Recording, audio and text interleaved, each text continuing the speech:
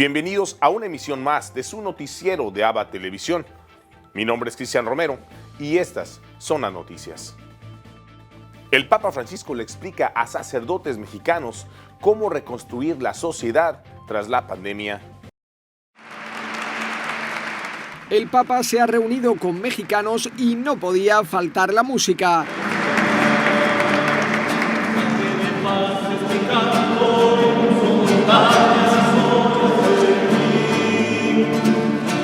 Son del llamado Colegio Mexicano, donde viven sacerdotes y seminaristas que estudian en Roma.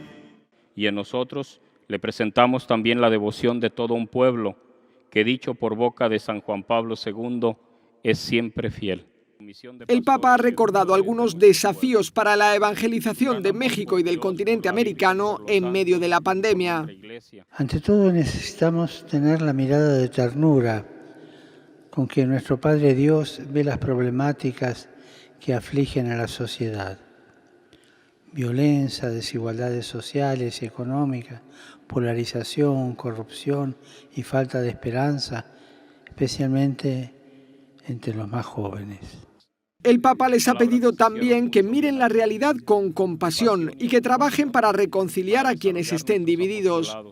Los pastores estamos llamados a ayudar a recomponer relaciones respetuosas y constructivas entre personas, grupos humanos y culturas al interior de la sociedad, proponiendo a todos dejarse reconciliar con Dios, comprometerse en el restablecimiento de la justicia.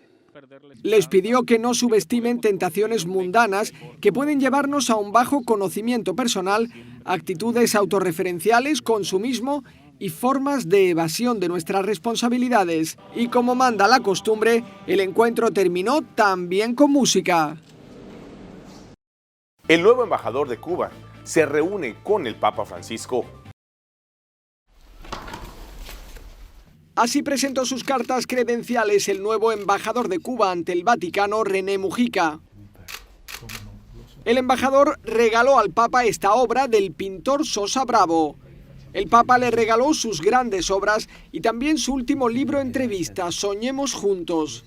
Porque de una crisis no se sale igual, salimos mejores o peores.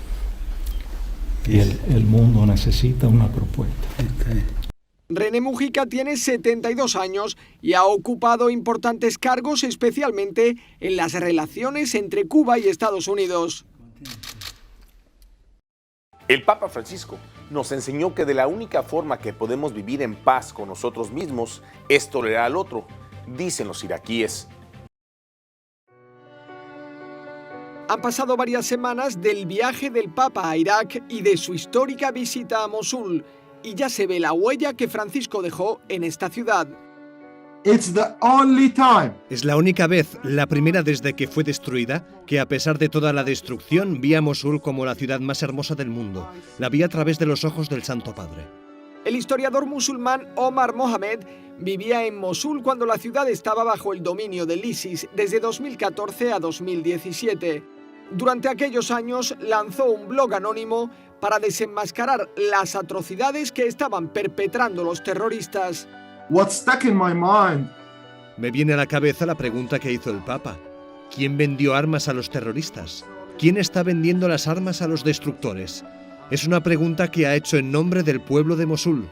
Para Omar Mohamed, el Papa limpió el nombre de Mosul, pues es la persona que mejor ha entendido el sufrimiento de esta ciudad. Y es que no apuntó hacia las ruinas, sino hacia cómo musulmanes y cristianos están colaborando en la reconstrucción. I found out. Con este viaje he descubierto que la única manera de vivir en paz con uno mismo es tolerar al otro, tratar de comprender los motivos por los que actúan, y que el odio no solo destruye las cosas que te rodean, sino que te destruye a ti. Como iniciativa concreta, Omar Mohamed propone revisar los programas educativos para eliminar todo lo que pueda inducir a la sospecha o al odio hacia personas de otra religión o que tienen opiniones diferentes. Es lo que con obras ya están haciendo los musulmanes sunitas, que trabajan con musulmanes chiitas y con cristianos en la reconstrucción de mezquitas e iglesias de esta ciudad. Refugiados en Bangladesh tras los incendios dicen que todavía hay niños buscando a sus padres. Los refugiados Rohingya están intentando retomar la normalidad tras la ola de incendios que generaron el caos en este campamento. Hubo 3 en tan solo 4 días. El último provocó 15 víctimas mortales, más de 300 desaparecidos y la destrucción de refugios para 50.000 personas. Hubo familias que tuvieron que separarse y hay niños que todavía están buscando a sus padres. Es una situación muy difícil.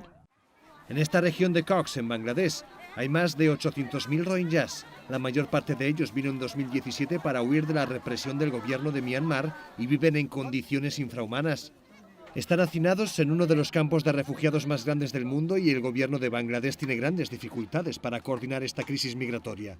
De hecho, estudia una medida polémica, desplazar a 100.000 refugiados a una isla donde hay espacio, pero donde las condiciones climáticas son nefastas. Su situación es seguida de cerca por el Papa Francisco, quien además de viajar allí en 2017, en su último libro Volvamos a soñar, dijo que son el grupo más perseguido de la Tierra. A continuación tenemos el agrado de presentarles una reflexión del Evangelio del Día, a cargo de nuestro director general, Jaime Sevilla. Hoy, martes de la Semana Santa, nosotros reflexionamos el capítulo 13 de Juan. Y es que es interesante ver cómo Jesús de alguna forma descubre públicamente en medio de todos los discípulos quién es el traidor.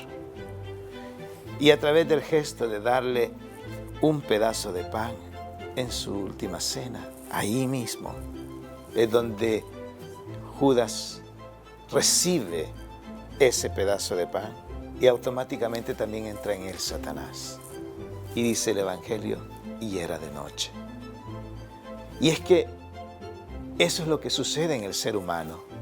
Cuando está alejado de Dios, cuando ha perdido la gracia y vive en ese mundo inmerso del pecado, es como vivir a oscuras, es vivir de noche. Y siempre en las Sagradas Escrituras, la noche se va a comparar con eso, con el mal, con el pecado. Y pasaron tantas cosas en este momento. Jesús le dice, donde yo voy, ustedes no me pueden seguir todavía. Pedro le dice, ¿a dónde vas, maestro? Yo te seguiré y estoy dispuesto a dar la vida por ti. Jesús le dice, así, antes de que cante el gallo, me habrás negado 3 veces. De esta forma, el Señor le dice a Pedro lo que va a suceder. Más adelante también le dirá que ha orado mucho por él, para que pueda superar esta etapa difícil en la vida de Pedro, que es la negación de su maestro. Pero es interesante también cómo la misma Semana Santa y cómo las mismas Sagradas Escrituras en este tiempo nos van dando también la pauta para salir de esa oscuridad, para salir a la luz, esa luz que es Cristo Jesús y que se manifiesta grandemente en su gloriosa resurrección. Señor, danos la gracia para poder salir del pecado y experimentar tu amor, tu misericordia, tu gracia. Que así sea.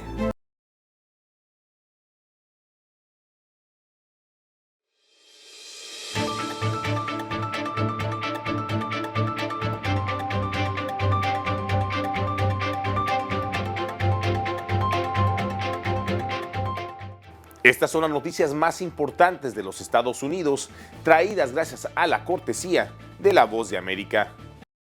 El presidente Joe Biden anunció el lunes que a partir del próximo 19 de abril, el 90% de los adultos de Estados Unidos podrá vacunarse. No obstante, volvió a hacer énfasis en que la lucha contra el COVID-19 está lejos de terminar y pidió al país no bajar la guardia en un momento en el que el número de contagios vuelve a ir en aumento en 27 de los 50 estados del país.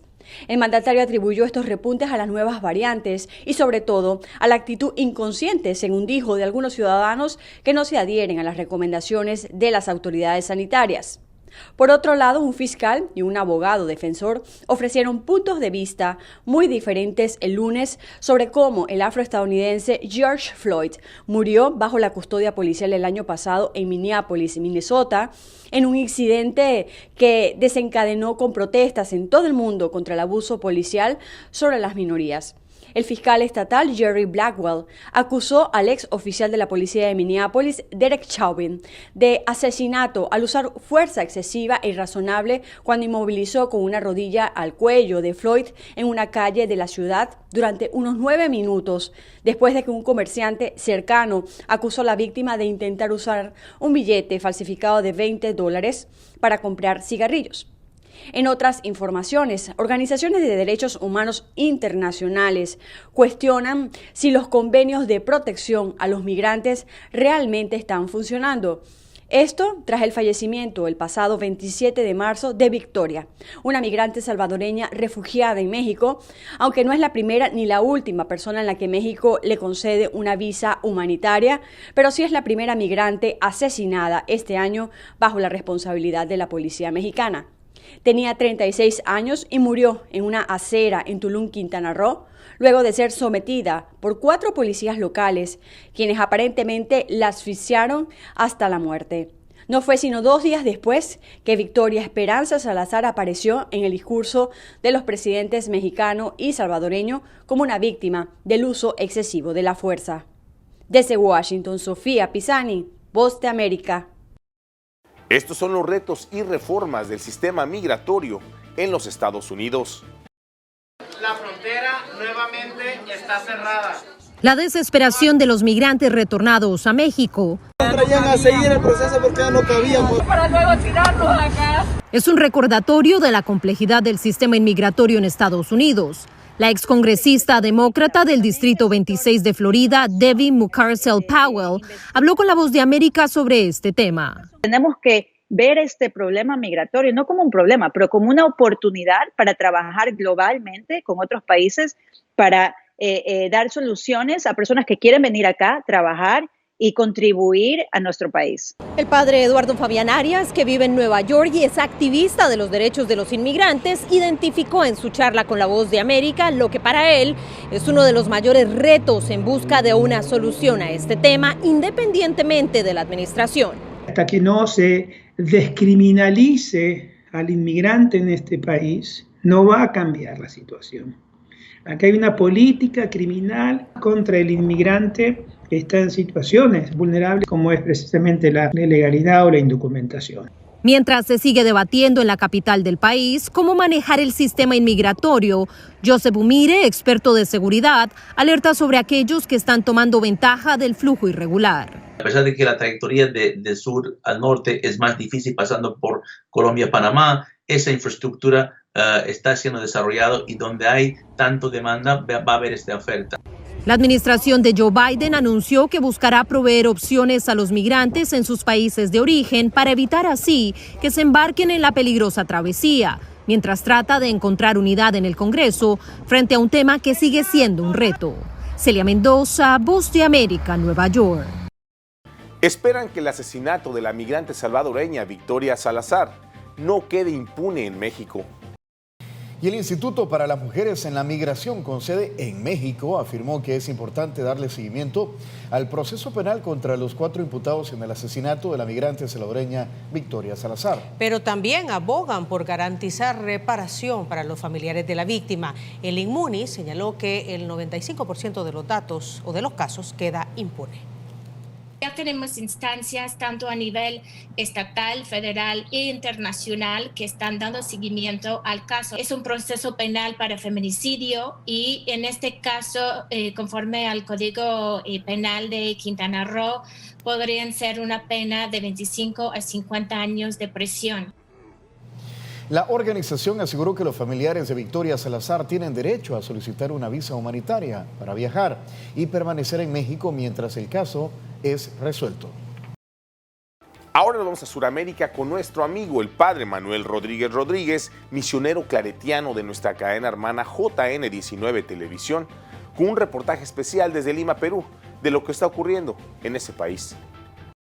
Reporta para la cadena de televisión ABBA y JN19 del Perú, el padre Manuel Rodríguez, misionero claretiano desde Lima. A 12 días de las elecciones generales que tendrán lugar el día 11 de abril, los candidatos están debatiendo en la televisión, en la radio, en los distintos medios. Cada día, lunes, martes y miércoles, son distintos candidatos que exponen sus planes y también responden a preguntas. Los candidatos de ayer se centraron la mayoría en 2 puntos. Primero, cómo frenar la pandemia, cómo frenar este virus. Y segundo, la economía. En eso coincidieron casi todos dando distintas soluciones. Seguirán estos días, lunes, martes y miércoles, debatiendo para exponer sus planes de gobierno. La vacuna ha sido ya administrada aquí en Perú a 551.114 personas, es decir, como medio millón de personas. Va muy lento todo porque son 33 millones y ojalá lleguen más vacunas y se acelere ya estas inyecciones. El bono de 600 soles que ha prometido el gobierno a hogares necesitados ha sido ya repartido en el 62% de los hogares asignados. La vacuna Sinopharm es una vacuna que está como en debate, en análisis, y se espera que nos den ya los resultados porque algunos están defendiendo que con esa vacuna se necesita 2 dosis más. En cambio, sobre la vacuna Pfizer nos comunica que con una sola dosis se corta la transmisión de este virus. Esto es ya un avance bastante importante. En cuanto a la cultura, sigue pensándose en abrir algunos centros escolares, sobre todo en provincias, en la sierra, nunca en Lima por ahora. También en cuanto a lo cultural, un grupo de voluntarios ha hecho una gran labor, y es que han puesto en 15 videos, 15 cuentos famosos, pero lo han puesto en el lenguaje de señas propio del Perú. Y esto va a ayudar también a la formación y a la educación a distancia que se está ya impartiendo a través de los medios de comunicación. Felicitamos a estos voluntarios que han hecho una gran labor. Ayer la prensa resaltaba el cumpleaños 85 de Mario Vargas Llosa, que es el peruano más universal porque es premio Nobel. El arzobispado de Lima ha puesto un video muy emotivo donde presenta a Jesucristo curando a los enfermos, trabajando en el campo, repartiendo víveres. Este es Jesucristo en actitud de servicio, y ahí estamos llamados todos. Reportó desde Lima el padre Manuel Rodríguez, misionero claretiano.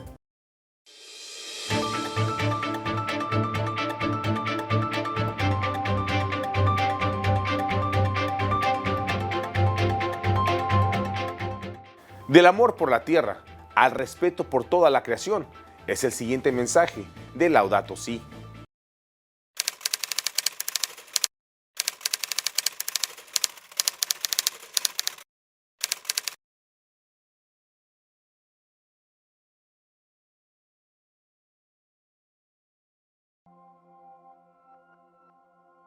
Il progetto nasce da quando nel 2005 ho iniziato a trasformare i prodotti che coltivo direttamente nella mia azienda agricola. Già un'azienda agricola passata in biologico dal 1994, ho cominciato a vedere gli effetti positivi di questa agricoltura biologica, togliere la chimica dall'agricoltura.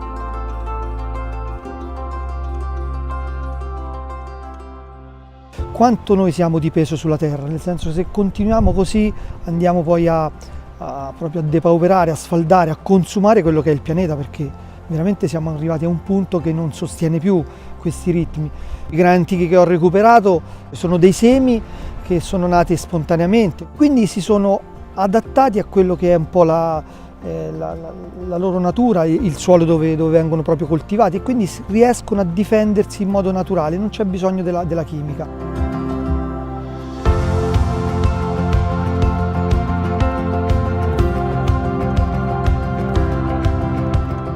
Il progetto si è un po' ampliato e da subito abbiamo deciso non di introdurre all'interno del laboratorio le macchine, ma proprio di avvalerci delle persone e da lì proprio creare come se fosse una grande famiglia, dove non c'è più l'orario, si inizia alle 8, si smette all'1, ma c'è da portare avanti un progetto, c'è da portare avanti questo lavoro.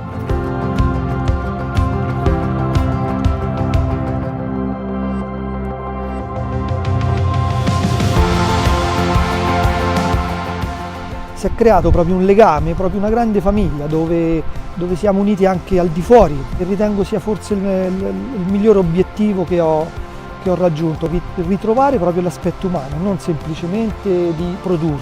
Devo produrre, devo fare economia. Il proprio benessere lo dovrebbe condividere, lo dovrebbe spartire con gli altri. E credo questa, quando uno la sera rientra a casa, è la più grossa soddisfazione. Hoy, 30 de marzo, en el Santoral de la Iglesia, celebramos el Día de San Leonardo Murialdo. Conozcamos su historia. Cuando ya todo estaba perdido y era inminente el cierre del Colegio Artigianelli de Turín, fundado por el padre Don Juan Cocchi para impartir educación técnica y profesional a jóvenes pobres, abandonados o huérfanos, el padre Leonardo Murialdo, que lo regentaba desde hacía más de 30 años, recibió la mejor noticia de su vida, un verdadero milagro. El recién fallecido conde Alejandro Roero de Guarene le había dejado toda su fortuna a la escuela. Al fin pagaría todas las deudas y aseguraría así el futuro de sus 800 estudiantes, artesanitos los llamaba él. Y con los 2 millones de liras recibidas, San Leonardo Murialdo pagó las hipotecas del establecimiento y su imprenta, de los talleres y sus máquinas, de la quinta agrícola de Rivoli, en donde formaba a los jóvenes para las labores del campo, y del hogar en el que albergaba a obreros y estudiantes.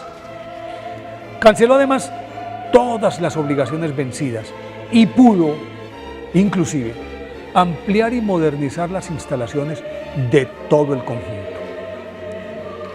Y es que ese fue el lecho de espinas del padre Leonardo Murialdo, nacido en Turín el 26 de octubre de 1828, en el seno de una familia de ricos banqueros, quien de joven acudía a los suburbios de la ciudad para compartir y orientar a los delincuentes juveniles, a los abandonados y a los huérfanos, cuyas opciones de vida eran nulas.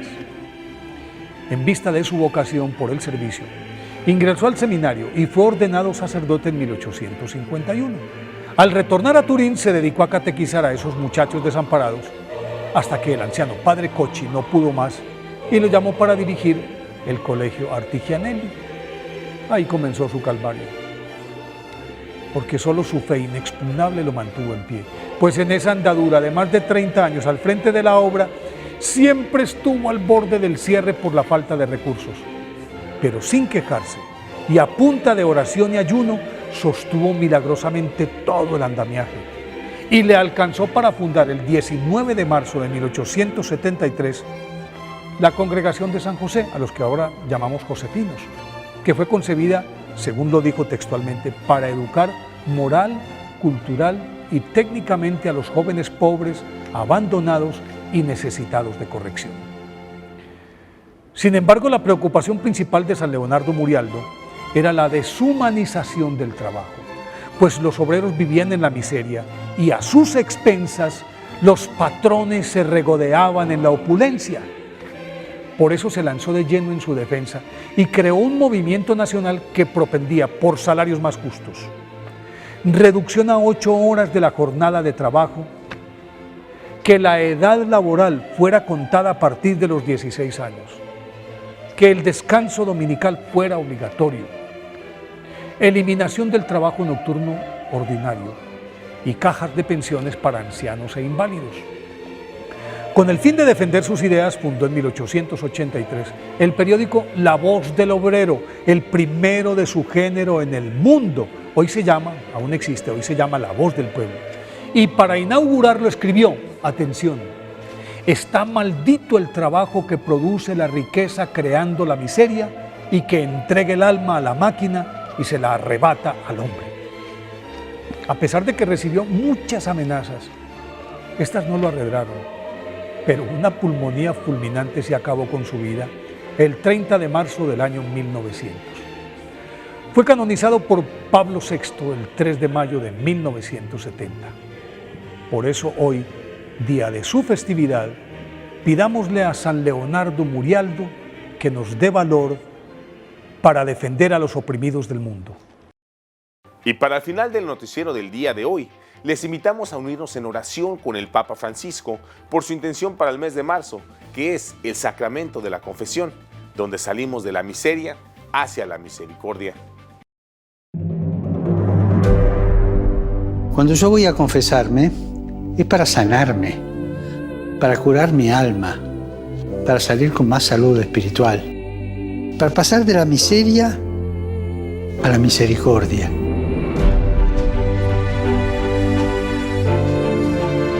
El centro de la confesión no son los pecados que decimos, sino el amor divino que recibimos y que siempre necesitamos.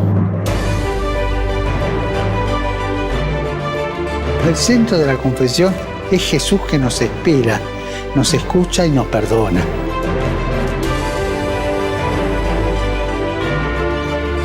Recuerden esto, en el corazón de Dios estamos nosotros antes que nuestras equivocaciones.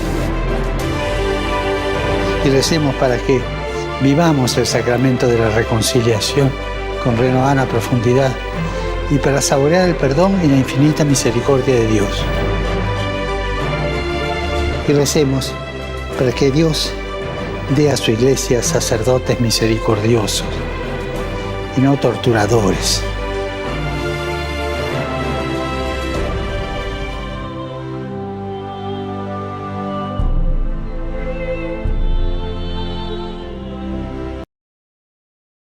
Y así hemos llegado al final de una emisión más de su noticiero de ABA Televisión.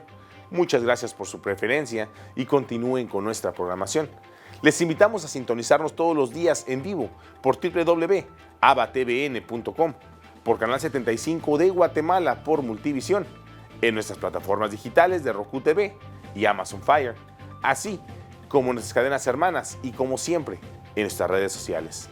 Ahí nos vemos y que Dios les siga bendiciendo.